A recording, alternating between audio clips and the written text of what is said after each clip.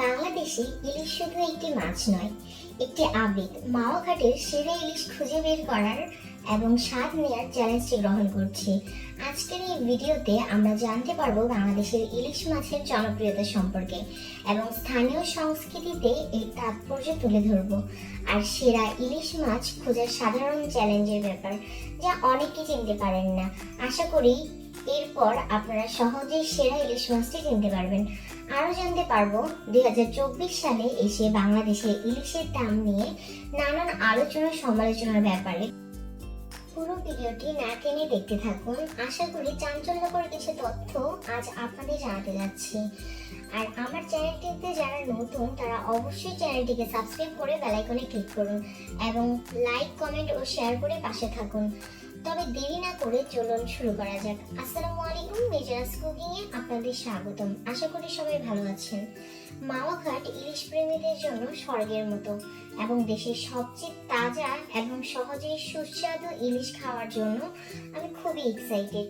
তবে চলুন ইলিশ মাছের জনপ্রিয়তা সম্পর্কে জানা যাক। ইলিশ মাছটি 11টি দেশে পাওয়া যায়। বাংলাদেশে বিশ্বের শীর্ষ ইলিশ উৎপাদনকারী দেশ হিসেবে পরিচিত। বাংলাদেশ থেকে সংগৃহীত ইলিশকে সর্বোৎকৃষ্ট হিসেবে গণ্য করা হয়। অনেক বাঙালি হিন্দু পরিবারে একজোড়া ইলিশ মাছ শুভ দিনে কেনা হয়। এবার আসুন ইলিশ কিনে যেন ঠকতে না হয় তার জন্য কিছু টিপস দেখি। ইলিশ আকারে যত বড় হবে স্বাদ তত বেশি হবে। ডিম ছাড়া ইলিশ কিনলে স্বাদ থাকবে অটুট। হিমায়িত সমুদ্রের ইলিশের রং হয়ে অনুজ্জ্বল ও ফ্যাকাশে ধরনের। অন্যদিকে টাটকা ইলিশের শক্ত থাকে। টাটকা ইলিশ হাত দিয়ে উঁচু করে ধরলেও আকারে পরিবর্তন হবে না। আর বাসি ইলিশ পেটের কাছে ধরলেই মাথা ও লেজ নিচের দিকে হেলে পড়বে। টাটকা ইলিশের কানাকা হয় টকটকে লাল রঙের এবং টাটকা ইলিশের চোখ স্বচ্ছ ও উজ্জ্বল হয়। আশা করি এই দিকগুলো বিবেচনা করে এবং ভালো মতো দেখে কিনলে অবশ্যই আপনি সুস্বাদু ইলিশ সহজেই চিনতে পারবেন। সেকেন্ড টাইম মাওয়া ঘাটে আসা। তো আগের বার যদিও দিনের বেলা এসেছিলাম, তো এবার হচ্ছে রাতে। তবে রাতের মাওয়া ঘাট অসম্ভব সুন্দর, মানে যা বলার মতো না। গাড়ি থেকে নেমে আমরা যার যার মতো ঘুরে ঘুরে দেখছিলাম, তো ভালোই লাগছিল।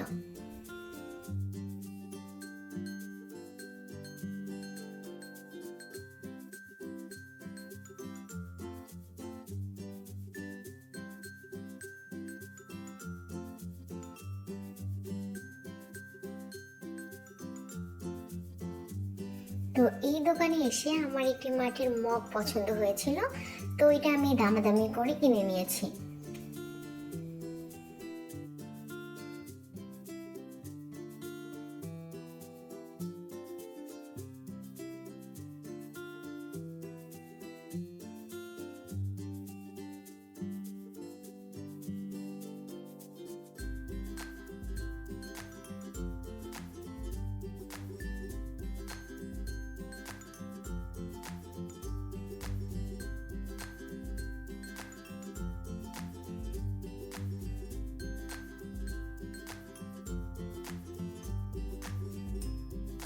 তো আমি আর আমার ছোট ভাই আমরা ঘুরে ঘুরে দেখছিলাম।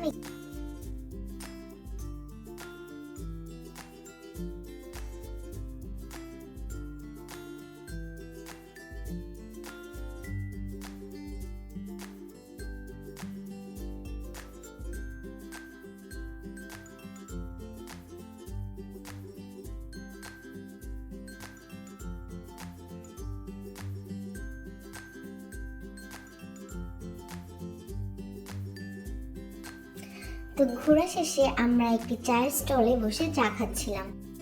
আমি বরাবরই চা প্রেমী মানুষ, চা ছাড়া চলে না। যেখানেই যাই চা লাগবে।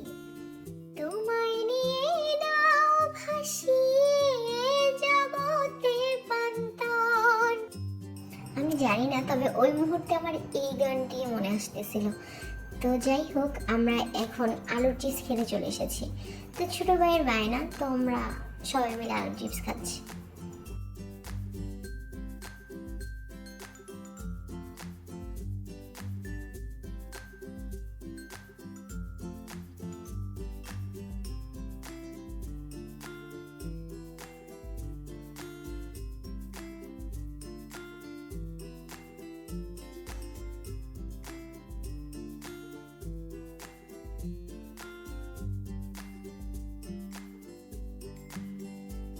তো যাই হোক, এখানে এসে আমরা সবাই নৌকাতে উঠেছি। যদিও আমি একটু ভয় পাই, আমার ছোট বোন জোর করে নিয়ে গেছে। পরবর্তীতে আমার ভাইয়ের কাছে আমি উড়াধুরা বকা খাইছি, মানে শুধু বকা না, উড়াধুরা বকা। তো এখানে আব্বু আম্মু আন্টি আঙ্কেল ওনারা মাছ কিনতেছিল, মাছ দামাদামি করতেছিল। বাবারে বাবা, যে দাম!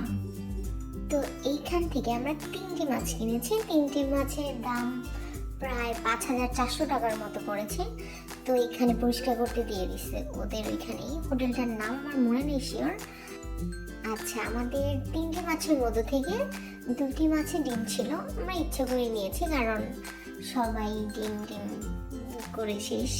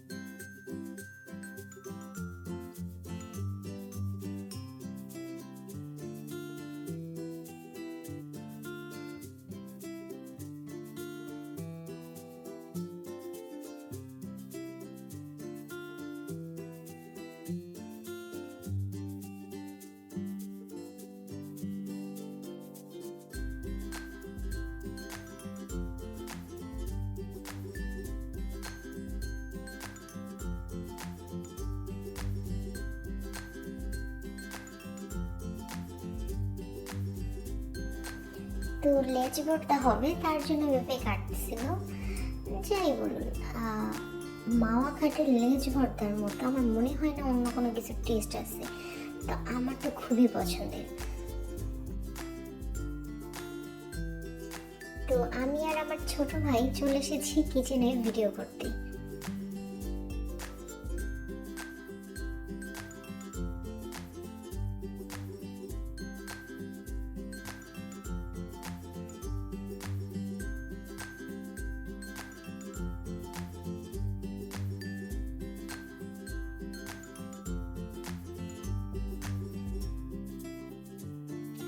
আমাদের 3টি ইলিশের জন্য 2 বোতল সরিষার তেল কিনে দিতে হয়েছে।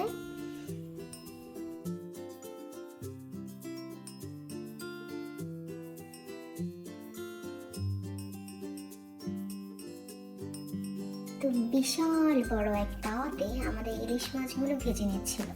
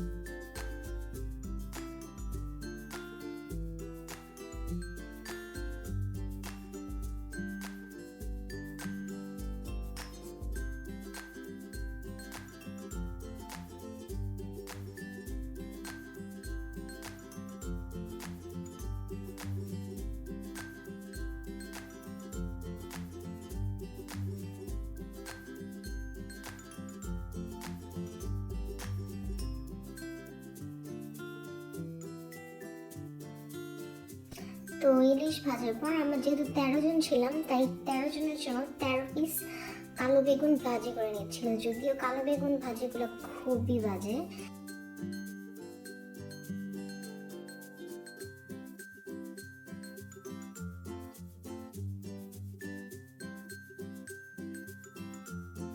আর এখন দেখাবো আপনাদের ইলিশ মাছের লেজের ভর্তা।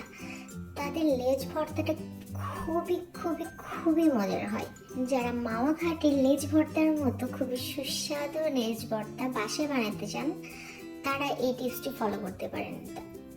এইখানে প্রথমে মাছের কাঁটাগুলো ভালো করে বেছে নিয়েছে এবং তারপর পেঁয়াজ কুচি করে, শুকনো মরিচ এগুলো একসাথে দিয়ে এবং ভাজা তেল থেকে সামান্য পরিমাণের তেল দিয়ে ভালো করে গ্লাস দিয়ে মেখে নিচ্ছে। একটা সত্যি কথা বলি, এই লেজ ভাজাটা যদিও আমাদের মাছের না, আমি গল্প করতে করতে ভুলে গেছিলাম লেজ ভর্তাটা ভিডিও করতে। তো আমার খাবার শেষে অন্য আরেকজনের মাছ ভর্তা বানাচ্ছিল, তো আমি শুধু ভিডিও করে নিয়ে আসছি শুধুমাত্র আপনাদের জন্য। আর মজার ব্যাপার হলো, যার মাছ ছিল সে এসে খুঁজতেছে যে আমাদের মাছ কোথায়, আমাদের লেজ ভর্তা কোথায়। মানে উনি আমাকে দেখে ভাবছে যে এটা মেবি আমাদের লেজ ভর্তা। তো উনি ওইখানে বাবুর্চিকে জিজ্ঞেস করতেছে যে আমাদেরটা কোথায়। তো আমি এখানে যা লজ্জায় পড়ছি। দেখুন কতটা লোভনীয় হয়েছে, খেতে তো আরো বেশি মজা লাগবে। তো আপনারা বাসায় ট্রাই করে এভাবে দেখতে পারেন। আমাদের অপেক্ষার অবসান তবে ঘটলো। চলেন খানাপিনা খাওয়া দাওয়া করে আসি। এখানে আরো কয়েক ধরনের ভর্তা দিয়েছে। কালিজিরা ভর্তা ছিল, আলুর ভর্তা ছিল, দু এক প্রকার মনে হয় মাছের ভর্তা ছিল। তো বিসমিল্লাহ বলে আমি আমার প্লেটে খাবার নেওয়া শুরু করলাম।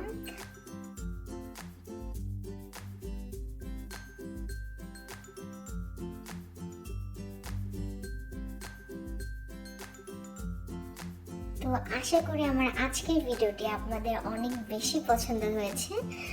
আর অবশ্যই ভিডিওতে একটি লাইক, কমেন্ট এবং সাবস্ক্রাইব করে দিবেন, তাহলে একটু উৎসাহ পাবো।